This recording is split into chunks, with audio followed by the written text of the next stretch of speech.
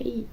Alors aujourd'hui, on va se retrouver pour une petite vidéo un peu simple, mignonne, tout ça, où on va faire le top 5 de mes mangas qui ont marqué ma vie et le top 5 de mes romans qui ont marqué ma vie. Simple, efficace. Ça va être surtout des livres que j'ai lus soit très récemment, soit il y a quelques années, mais c'est aussi en rapport avec les auteurs, en grande partie souvent lié aux auteurs qui ont écrit ces livres. On va commencer par les romans. Alors, le premier roman dont je vais parler, c'est Soudain tout change, de Gilles Le Gardinier. Donc, en même temps, si j'en parlais pas, je pense que c'est pareil pour les mangas. Il y a un manga que les gens dans mon entourage vont attendre dont je parle. Si j'en parle pas, je vais finir par me faire frapper. C'est littéralement mon roman préféré. Je sais pas si ça peut se voir un peu à la couleur des pages qui sont plus jaunes qu'autre chose tellement je l'ai lu. Et je crois que je l'ai depuis 2011. En fait, littéralement, ça fait des années que j'ai ce livre et c'est mon roman préféré de tous les temps. Et Gilles Le Gardinier est un auteur fabuleux dont tous les livres sont des chefs-d'œuvre en règle générale. Donc celui-ci, on peut même voir vraiment à quel point il m'a marqué parce que j'ai vraiment des pages que j'ai cornées en fonction des chapitres. Et c'est vraiment un des romans qui m'a fait le plus pleurer dans ma vie en fait. J'espère que vous le trouverez et que vous aurez envie de le lire parce qu'il est vraiment incroyable. Ensuite, on reste sur un classique, Les Autos d'affaires. Donc je connais des personnes qui vont être très contents que je monte ce livre parce qu'il m'a été offert par 3 de mes amis.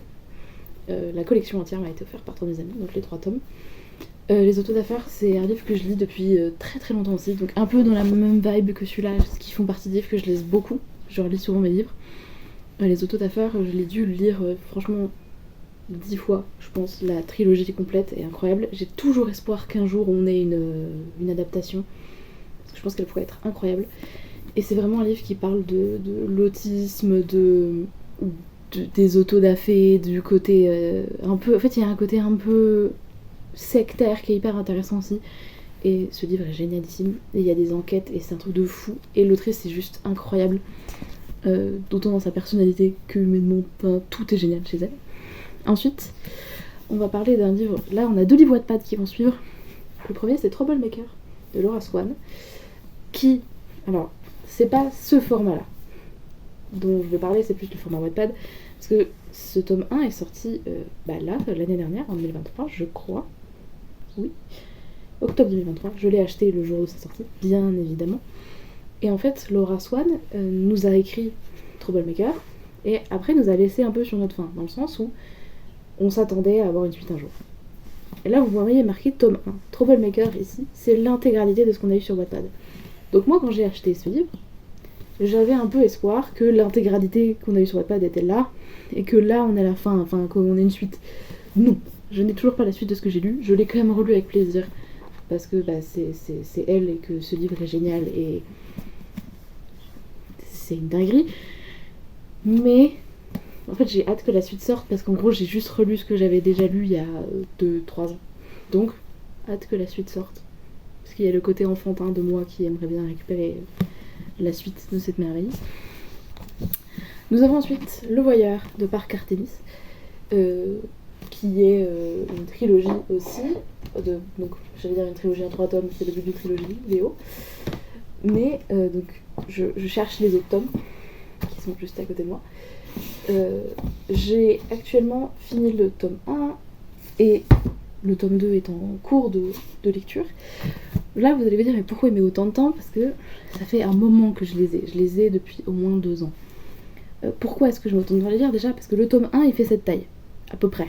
Le tome 2, il fait cette taille. Donc, pour que vous vous rendiez compte, c'est quand même un sacré pavé par rapport au tome 1. Et le tome 3 est encore plus gros. C'est-à-dire que si on prend les livres dans leur entièreté, ils sont juste énormes. Et que je, comme vous pouvez le voir ici, les annote. Vraiment, c'est un des seuls livres que j'annote avec le prochain livre qui est juste après. Parce que je veux vraiment en faire quelque chose de génial et pouvoir faire une vraie explication sur ce livre. Par ailleurs, ce livre n'existe plus sous ce format-là. Je sais pas combien on est à l'avoir. On doit être franchement pas tant en fait à avoir ce format-là. Et c'est une dinguerie d'avoir... Et d'ailleurs, je crois que je suis un des derniers à l'avoir acheté sous cette forme-là parce qu'elle venait d'annoncer qu'elle fermait son auto-édition et je l'avais acheté genre le jour d'avant, par chance. Donc voilà, je suis très contente d'avoir ce format-là. Et je crois que d'ailleurs, elle ne compte pas le ressortir. Donc, avoir ce format-là, C'est plutôt cool. Et pour finir sur les romans, on va partir sur Psyché et Eros, qui est juste magnifique. En fait, c'est l'un des plus beaux romans que j'ai en collection. L'arrière aussi est splendide. Et bien évidemment, ça parle de mythologie. Et vous comprendrez, je pense, au fur et à mesure des mois, voire des années. Je suis un grand fan de mythologie.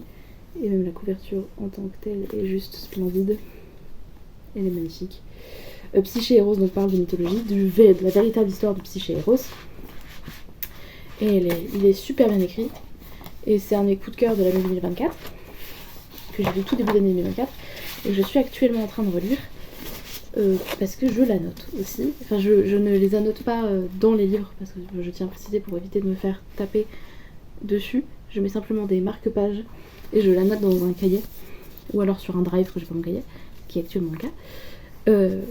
Et donc, actuellement, je suis en train de le relire. Il est génialissime, et en plus la traduction est incroyable. Le livre est superbe, tout est génial en fait. Vraiment, il y a vraiment très très peu de défauts sur ce livre. Je vais pas vous mentir que franchement il est incroyable. Et j'avais très peur parce que je suis très compliquée sur la mythologie. Mais c'est vraiment une folie furieuse. Alors ensuite nous allons passer au manga. Je vais vous dire à peu près combien de tomes sont sortis pour chacun. On va pas commencer par celui auquel tout le monde s'attend. On va commencer par celui-ci, qui est un de mes coups de cœur de l'année 2023, donc Arsène Lupin, que j'ai lu quand j'étais...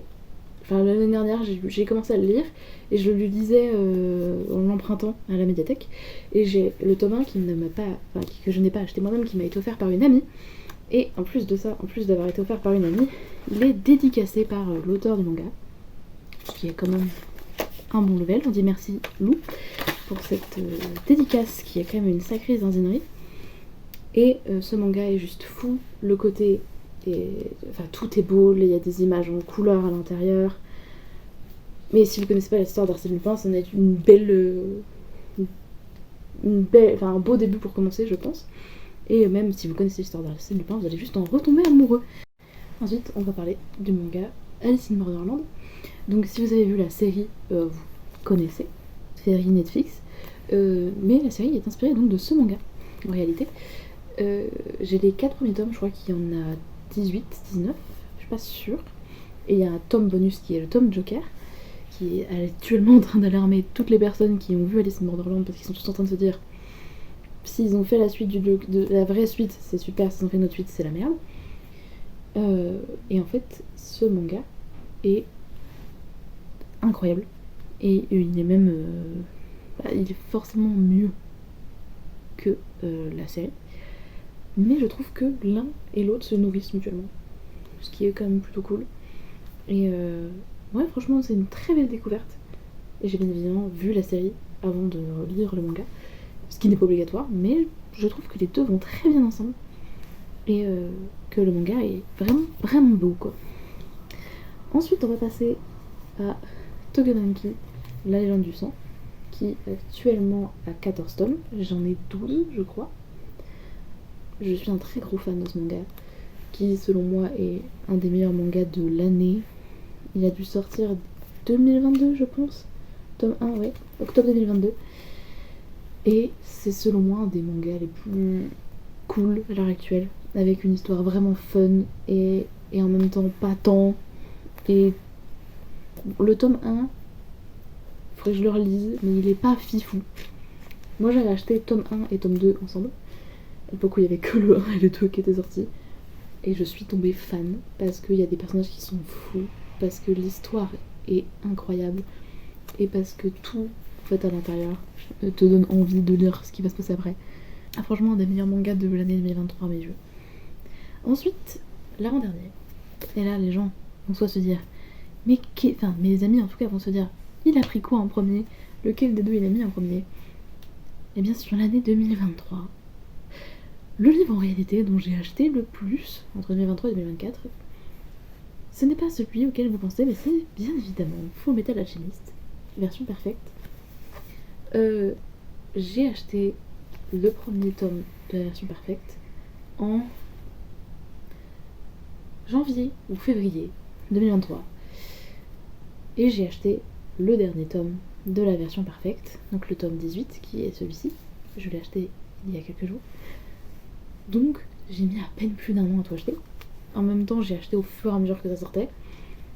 Regardez-moi comment il est magnifique. Vraiment. Il n'y a pas mieux. Enfin, ce manga est fou. J'ai hâte de le finir officiellement avec ce tome pour pouvoir commencer à regarder l'animé. C'est le seul manga où j'ai décidé de faire ça. De tout acheter parce que je savais qu'il n'y aurait que 18 tomes de cette version. Les versions de luxe, c'est juste des dingueries. Il y a des superbes images à l'intérieur, en couleur. Le papier, il est d'une qualité exceptionnelle. Et les mangas sont un peu plus chers, mais il y en a moins à acheter. Puis dans une bibliothèque, je vous jure que ce petit côté doré là, il fait tout. Moi j'ai officiellement toute la collection. J'ai hâte d'avoir tout fini. Et là, on va s'attaquer à ma plus belle, enfin ma plus grosse collection de mangas. Pas forcément la plus jolie, quand on est honnête, la version japonaise est mieux. Il s'agit de Détective Conan. Si je n'avais pas donné ce manga, l'entièreté de mon entourage m'aurait fracasse. Ce manga est mon manga préféré depuis quelques années. Je regarde l'animé en parallèle. En même temps, je ne peux pas attendre la fin du manga pour lire l'animé étant donné qu'il n'est pas fini. Que là, le tome 103 est sorti le mois dernier en France. Donc j'ai pas le temps en fait littéralement attendre que tout soit sorti pour tout lire. Mais le manga est génial. C'est selon moi le meilleur manga. Désolé One Piece, désolé Naruto, désolé tout. Non. La grosse différence avec les autres mangas, c'est que quand le manga a un épisode décevant, l'épisode d'après le rattrape. Souvent. Les autres mangas, quand un épisode ou un livre est décevant, là déjà il y a les livres ne sont jamais décevants, ils sont tous géniaux. Et les épisodes qui sont décevants, c'est des épisodes filler souvent. Et je pense que actuellement j'en ai regardé quasiment 500, que sur les 500 que j'ai vus, il doit y en avoir genre 10 qui m'ont déçu, dont 2 qui m'ont beaucoup marqué parce qu'ils se suivaient l'un et l'autre et qui sont vraiment débiles, mais ce sont des fillers. Problème de certains mangas, des fois c'est un arc complet qui est décevant. Là non. Il y a des épisodes que j'aime moins, mais ils ne sont pas décevants. Donc, mon petit préféré, depuis maintenant au moins 5 ans, si ce n'est plus, je dois en avoir.